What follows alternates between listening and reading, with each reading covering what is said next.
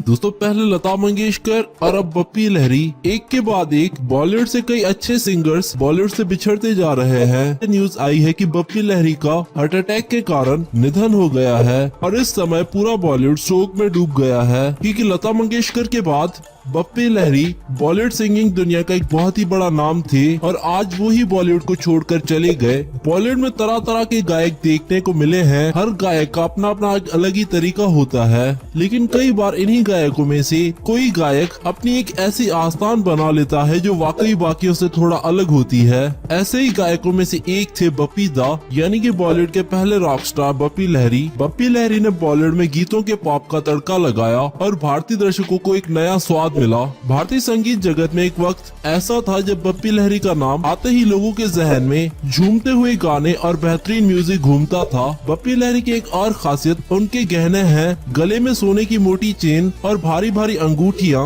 पहले बप्पी लहरी को देखने वाले सोने की दुकान तक कहा करते थे, पर सच तो यह है कि बप्पी लहरी को सोने से बेहद लगाव है और वो सोने को अपने लिए काफी लकी भी मानते हैं। 27 नवंबर 1952 को बप्पी लहरी का जन्म कोलकाता में हुआ था। वो संगीत घराने से ताल्लुक रखते हैं। उनके पिता अपरेश लहरी एक प्रसिद्ध बंगाली गायक थे और उनकी माता बंसारी लहरी भी बांग्ला संगीतकार थी। बप्पी दा अपने माता पिता की एक अकेली संतान है। बचपन से ही बप्पी लहरी फेमस होने के सपने देखा करते थे। 3 साल की उम्र में तबला सीखने के साथ साथ उन्होंने संगीत की शिक्षा लेनी शुरू कर दी। संगीतकार किशोर कुमार और एस मुखर्जी उनके संबंधी थे। उन्होंने संगीत अपने माता पिता से ही सीखी और 19 साल की उम्र में उन्होंने पहली बार बंगाली फिल्म दादू में गाना गाने का मौका मिला। बप्पी लहरी की पर्सनैलिटी की बात करें तो उनका स्टाइल अलग है। महंगे और सोने के गहने पहनने वाले बप्पी हमेशा रॉक स्टार लुक में नजर आते रहे हैं। उनकी बातचीत का भी ढंग बिल्कुल अलग था। उनके पहनावे में ज्यादातर ट्रैक सूट या फिर कुर्ता पजामा होते थे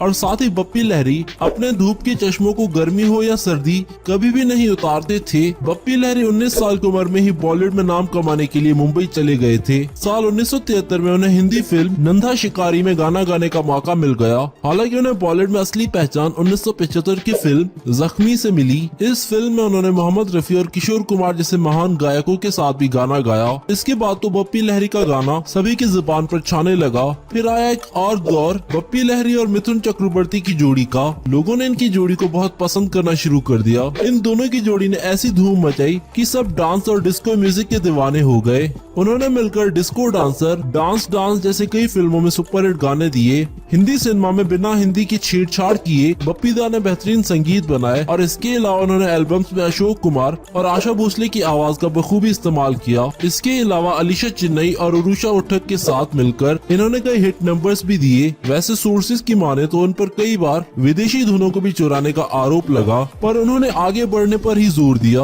90 के दशक में बप्पी दा फिल्मों से पूरी तरह से अलग होकर अपने एल्बम्स पर ही काम करना शुरू कर दिया। आइए आपको बताते हैं बप्पी दा के वो गाने जो काफी पसंद किए जाते थे। आपको याद है वो गाना याद आ रहा है? इसके अलावा बम्बई से आया मेरा दोस्त, इसके अलावा ऐसे जीना भी क्या जीना है, प्यार चाहिए, मुझे जीने दो, रात बाकी और यार बिना चैन कहाँ रे। इसके अलावा द डर्टी पिक्चर का ओ ला ला भी गाना बहुत काफी हिट रहा। आपको बता दें कि बप्पी लहरी ने 2014 में लोकसभा चुनाव में बीजेपी के टिकट पर चुनाव भी लड़ा था, जो कि वो हार गए थे, लेकिन संगीतकार और गायक के तौर पर उनका क्रेज आज भी बरकरार है। बप्पी दा ने जस्टिस फॉर विंडोज नाम की हॉलीवुड मूवी में भी काम किया था। इसके लिए उन्हें हाउस ऑफ लॉर्ड सम्मान से नवाजा गया। फिल्म म्यूजिक में पॉप का मिक्सचर करने का श्रेय बप्पी दा को ही जाता है। उन्होंने ऐसे उपयोग से बॉलीवुड की दिशा बदल कर रख दी। बप्पी दा ने एक दिन में सबसे ज्यादा रिकॉर्डिंग करने का रिकॉर्ड भी बना रखा है। बप्पी लहरी इकलौते ऐसे संगीतकार हैं जिन्होंने किंग ऑफ पॉप